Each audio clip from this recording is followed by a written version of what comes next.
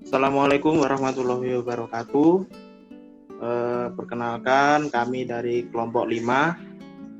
Di sini kita akan membahas tentang materi memahami tim kerja. Di kelompok ini kita beranggotakan 4 orang. Yang pertama yaitu saya, Faisal Azhari Supriyanto. Yang kedua, Miftahul Babil Yasari. Yang ketiga, Prasetya Wasita. Yang keempat, ada Eka Ulansari. Berikutnya kita akan masuk ke materi yang pertama. Materi yang pertama adalah pengertian tim kerja. Banyak pengertian atau definisi tentang tim kerja yang dikemukakan oleh para ahli. Antara lain yaitu dikemukakan oleh Stephen Timothy pada tahun 2008. Tim kerja adalah kelompok yang usaha-usaha individualnya menghasilkan kinerja lebih tinggi daripada jumlah masukan individual. Hal ini memiliki pengertian bahwa kinerja yang dicapai oleh sebuah tim lebih baik daripada kinerja per individu suatu organisasi.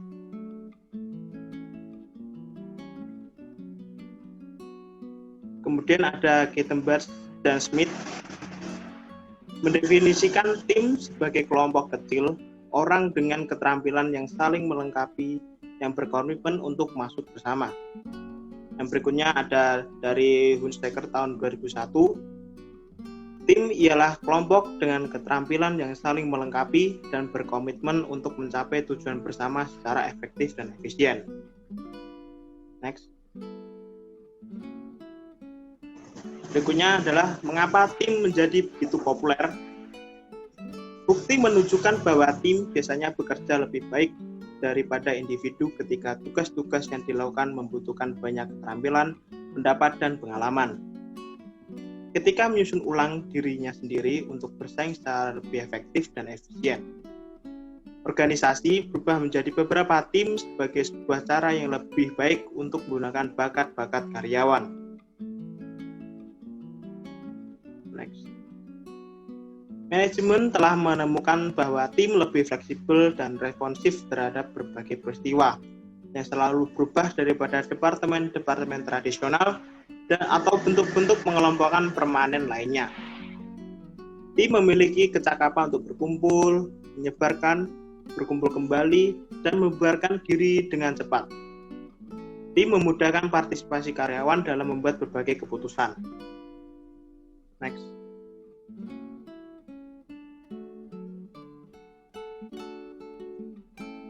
Berikutnya adalah perbedaan antara tim dan kelompok. Yang pertama adalah tim. Tim adalah kelompok yang usaha-usaha individualnya menghasilkan kinerja lebih tinggi daripada jumlah masukan individual. Tim kerja menghasilkan sinergi positif melalui upaya terkoordinasi. Upaya individu yang akan menghasilkan level kinerja yang lebih besar daripada jumlah input individu tersebut. Dalam kelompok maupun tim kerja akan diminta untuk menghasilkan gagasan, mengumpulkan sumber daya, atau mengordinasi logistik seperti misalnya jadwal kerja. Berikutnya adalah kelompok. Kelompok kerja adalah kelompok yang berinteraksi terutama untuk berbagi informasi dan mengambil keputusan untuk membantu setiap anggota yang bekerja dan dalam area tanggung jawabnya. Kelompok kerja tidak memiliki kebutuhan atau peluang untuk terlibat dalam kerja kolektif yang memerlukan usaha gabungan. Berikutnya materi akan disampaikan oleh rekan saya. Ya, jadi saya akan melanjutkan penjelasan dari Faisal tentang perbedaan antara tim dan kelompok. Untuk ukuran, tim itu terbatas karena ukurannya kecil. Dan untuk kelompok, itu jumlahnya lebih besar dari medium hingga kelompok besar. Untuk penseleksian, tim itu krusial, jadi dipilih secara krusial. Kalau kelompok itu imaterial, yang berarti semuanya sesuai kelompok itu jumlahnya banyak.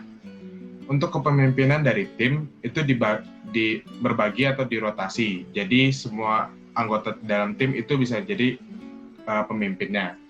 Untuk di kelompok itu dipilih satu orang saja. Persepsi dalam tim itu pemahaman, pengetahuan saling melengkapi. Jadi semua anggota itu bisa mengeluarkan persepsinya. Kalau kelompok itu fokus dari persepsi dari pemimpinnya. Gaya dari tim itu peran dan koordinasi yang tersebar. Sedangkan kelompok, gayanya adalah konvergensi atau konformisme, yang berarti anggota kelompok menyesuaikan gaya anggota kelompok yang lain. Semangat dari tim itu interaksi dan dinamis, sedangkan semangat dari kelompok itu kebersamaan mengalahkan musuh. Jenis-jenis tim. Yang pertama ada tim penyelesaian masalah. Tim penyelesaian masalah yaitu kelompok-kelompok yang terdiri atas 5-12 karyawan dari departemen yang sama yang bertemu selama beberapa jam setiap minggu untuk mendiskusikan berbagai cara peningkatan kualitas, efisiensi, dan lingkungan kerja. Kedua, ada tim kerja yang mengelola diri sendiri. Tim kerja ini yang mengelola diri sendiri atau self-managed work item adalah kelompok karyawan yang biasanya 10-15 anggota yang melakukan pekerjaan yang sangat berhubungan atau saling bergantung dan memikul tanggung jawab yang banyak dari para pengawas mereka sebelumnya. Yang ketiga, ada tim lintas fungsional. Tim lintas fungsional yaitu para karyawan yang berasal dari tingkat hierarkis yang kurang lebih sama, tetapi dari berbagai bidang pekerjaan yang berbeda, yang berkumpul untuk menyelesaikan sebuah tugas. Keempat, ada tim virtual. Tim virtual yaitu tim yang menggunakan teknologi komputer untuk menyatukan anggota-anggota yang terpisah secara fisik guna mencapai tujuan bersama. Lalu ada menciptakan tim kerja yang efektif. Efektivitas tim kerja didasarkan pada dua hasil, yaitu hasil produktif dan kepuasan diri. Kepuasan berkenan dengan kemampuan tim untuk memenuhi kebutuhan pribadi para anggotanya dan kemudian mempertahankan keanggotaan serta komitmen mereka. Kedua, hasil produktif berkenan dengan kualitas dan kuantitas hasil kerja seperti didefinisikan oleh tujuan-tujuan tim. Untuk menciptakan tim yang efektif, ada 4 komponen penting, yaitu 1. Rancangan pekerjaan, 2. Konteks, 3. Komposisi, dan yang terakhir ada proses. Selanjutnya akan dilanjutkan oleh rekan saya. Baik, saya Miftahul Babilesari, saya akan melanjutkan tentang presentasinya. Yang berikutnya adalah 1, yaitu rancangan pekerjaan. Keefektifan tim membutuhkan kerjasama dan menempatkan tanggung jawab bersama untuk melaksanakan tugas penting. Kelompok rancangan kerja meliputi variabel-variabel seperti kebebasan dan otonomi, keuntungan pada kegunaan keahlian berbeda dan talenta, kemampuan untuk menyelesaikan dan mengidentifikasi semua tugas dan produk, dan bekerja dalam tugas atau proyek yang berpengaruh secara substansial dengan yang lain. Nah, rencana kerja ini menggambarkan motivasi karena meningkatkan rasa tanggung jawab anggota dan pemilik pada pekerjaan dan karena membuat pekerjaan lebih menarik untuk dikerjakan. Next. Nah, berikutnya adalah konteks. Nah, di sini ada 3 faktor kontekstual yang muncul paling signifikan sehubungan dengan kinerja tim, yaitu 1. Ada sumber daya mencukupi. Tim yang efektif memiliki sumber daya yang memadai untuk melaksanakan semua pekerjaan dalam mencapai tujuan. Hal ini meliputi pengaruh seperti informasi yang tepat waktu, teknologi, ketersediaan staf, dan sistem administrasi. Yang kedua, kepemimpinan dan struktur. Anggota tim harus sependapat mengenai siapa melakukan apa dan memastikan bahwa semua anggota menyumbang secara dalam berbagi beban kerja. Yang ketiga ada evaluasi kinerja dan sistem reward. Secara tradisional, evaluasi berorientasi individu dan sistem reward harus dimodifikasi guna merefleksikan kinerja tim. Next. Nah, yang ketiga ada komposisi. Nah, kategori ini terdiri atas variabel-variabel yang berhubungan tentang bagaimana tim harus dibentuk melalui, yaitu pertama ada kemampuan anggota. Untuk bekerja dengan efektif, suatu tim menuntut 3 tipe keterampilan yang berbeda. Pertama, tim perlu orang-orang dengan keahlian teknis.